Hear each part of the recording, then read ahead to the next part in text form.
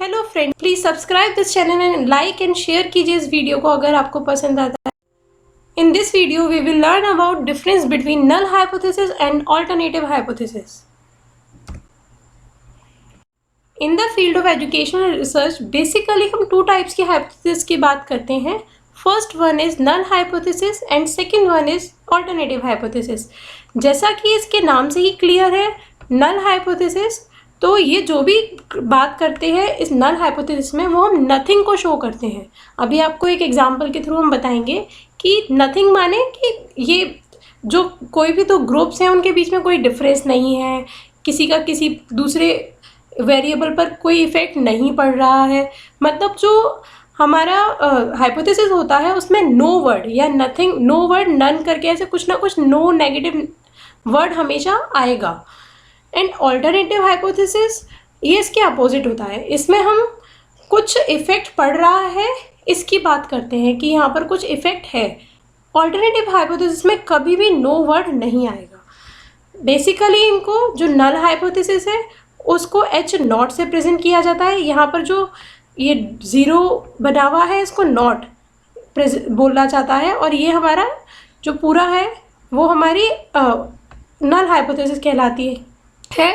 And ये जो है ये हमारी ऑल्टरनेटिव हाइपोथेसिस को प्रेजेंट करने का तरीका है।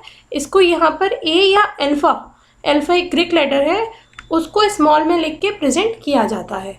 अब फॉर एग्जांपल हम ये देखते हैं कि एक ग्रुप है, दो ग्रुप हैं ए एंड बी।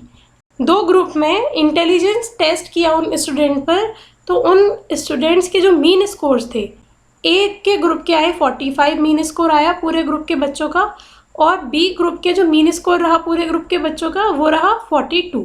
अब इस एग्जाम्पल को अगर हम टेस्ट करेंगे तो फॉर एग्जाम्पल अगर हमें नल हाइपोथेसिस बनानी है तो हम क्या बनाएंगे, there is no significant difference between the mean scores of intelligent test of group A and group B. मतलब यहाँ पर देखिए मेन चीज़ जो देखने वाली है वो क्या है कि देयर इज़ नो, यहाँ पे कोई भी कैसा सिग्निफिकेंट डिफरेंस नहीं है किन किन चीज़ों के बीच में। इंटेलिजेंट टेस्ट का जो स्कोर है उस वो भी ग्रुप ए और ग्रुप बी के स्कोर्स के बीच में कोई डिफरेंस नहीं है।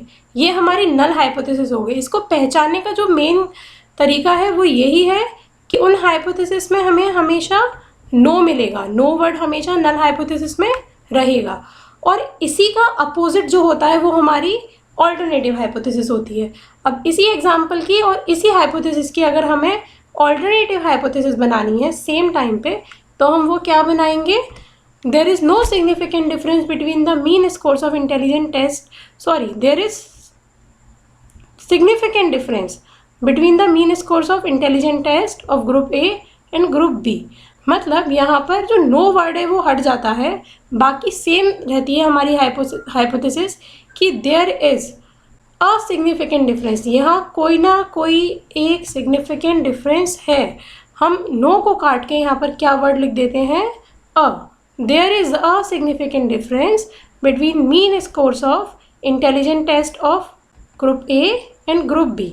मतलब जो ये दो स्कोर्स हैं 45 और 42, इन दोनों के बीच को हमें चेक करना है कि जो ये 3 का डिफरेंस आ रहा है इन दोनों के बीच में वो सिग्निफिकेंट है या नहीं। अब देखिए यहाँ जो सिग्निफिकेंट वर्ड है वो क्या बता रहा है कि सार्थक अंतर। ये अंतर हमें 3 का अंतर दिख तो रहा है, पर स्टैटिक्स या सांख्यिकी में जो ये अंतर होता है उसकी कुछ सीमाएं होती हैं कि वो अंतर किस सीमा तक हम मान सकते हैं कि वो सार्थक है या नहीं। इन चीज़ों को हम अपनी आगे की वीडियोज़ में कवर करेंगे। अभी हमें आई होप आप लोग को ये समझ में आ गया होगा कि नल हाइपोथेसिस और ऑल्टरनेटिव हाइपोथेसिस में क्या अंतर होता है। अब इन दोनों हाइपोथेसिस पे कुछ रिजल्ट बेसिकली होते हैं कि वो होना ही होना है। तो फर्स्ट रिजल्ट है if null hypothesis is accepted. अगर जो हमारी नल हाइपोथेसिस है वो एक्सेप्ट होती है, then alternative hypothesis is rejected. तो उसकी जो ऑल्टरनेटिव हाइपोथेसिस है वो अपने आप रिजेक्ट हो जाएगी। अब इसको देखिए ऐसे समझते हैं, जैसे अभी हमने कहा नल हाइपोथेसिस जो हमारी थी वो ये कह रही थी कि ए एंड बी ग्रुप्स के बीच में कोई डिफरेंस नहीं है। तो अगर हमारी वो हाइपोथेसिस एक्सेप्ट हो जाती है, मतलब ग्रुप सेम है, ग्रुप सेम है, तो इसका मतलब क्या है, कोई अंतर नहीं आ रहा है।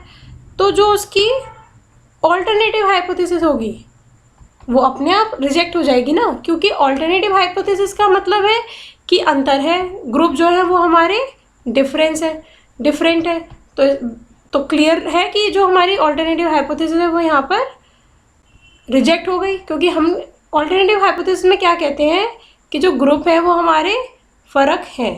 तो इसलिए हम कह सकते हैं कि अगर जो हमारी नल हाइपोथेसिस है वो अगर एक्सेप्ट होगी तो हमारी ऑल्टरनेटिव हाइपोथेसिस अपने आप रिजेक्ट हो जाएगी। अब नेक्स्ट इसका जो रिजल्ट है वो बिल्कुल इसके अपोजिट होता है, वो है if null hypothesis is rejected then alternative hypothesis is accepted. अगर हमारी नल हाइपोथेसिस रिजेक्ट हो गई, मतलब हम कह रहे हैं there is no significant difference, ये वाली बात हमारी जो नो सिग्निफिकेंट डिफरेंस वाली बात थी वो यहाँ पर हमारी क्या हो गई, गलत हो गई। हम नहीं कह रहे कि अब ग्रुप सेम है, अब हम क्या कह रहे हैं जब नो डिफरेंस जब नो गलत हो गया तो यानी कि डिफरेंस वहाँ पे एग्जिस्ट कर रहा है। जब डिफरेंस एग्जिस्ट कर रहा है इसका मतलब हमारी ऑल्टरनेटिव हाइपोथेसिस जो ये कहती थी there is a significant difference वो करेक्ट हो गई। इसलिए जो हमारी ऑल्टरनेटिव हाइपोथेसिस थी इस केस में वो एक्सेप्ट हो जाएगी।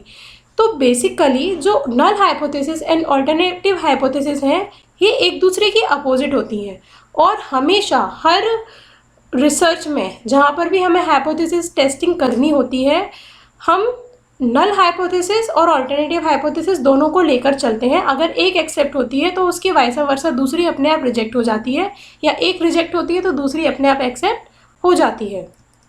आई होप आपको ये वीडियो पसंद आया होगा।